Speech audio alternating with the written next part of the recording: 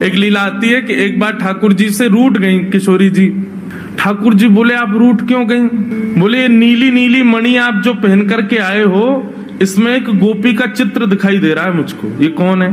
हमसे हूँ रूप गुण सुंदर, ये तो हमसे भी ज्यादा सुंदर है। इसके नेत्र तो देखो कितने प्यारे नेत्र हैं इसके। ठाकुर जी की मणि देख करके श्री जी कह रही हैं, इसकी मुस्कान तो देखो, पता नहीं कहां से तुम्हारे चक्कर में पड़ गई काले कलूटे, ये देखो कितनी प्यारी है।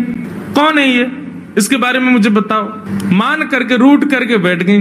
इतने में ललिता जी आई, किशोरी जी की सखी। ठाकुर जी से बोली, कहा भयो आज श्री जी नाराज क्यों हैं? ठाकुर जी मुस्कुरा के बोले हम एक मणि पहन करके आए हैं, उस मणि में राधा रानी को अपना ही प्रतिबिंब दिख रहा है, और अपनी प्रतिबिंब को देख के करें जे कौन है? ये हमसे भी ज्यादा सुंदर है, ये इतनी हंस क्यों रही है, इसकी आंख इतनी सुंदर क्यों है, ये तुम्हारे चक्कर में कहां से पड़ गई? इस बात से मान करके बैठी। इतनी बोली है राधा रानी।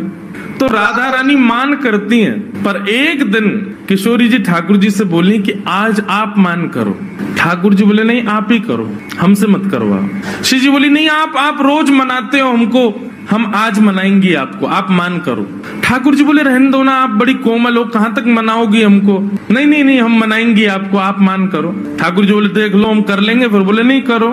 सोई ठाकुर जी ने मान कर लिया। ठाकुर जी रूठ के बैठ गए श्री जी से।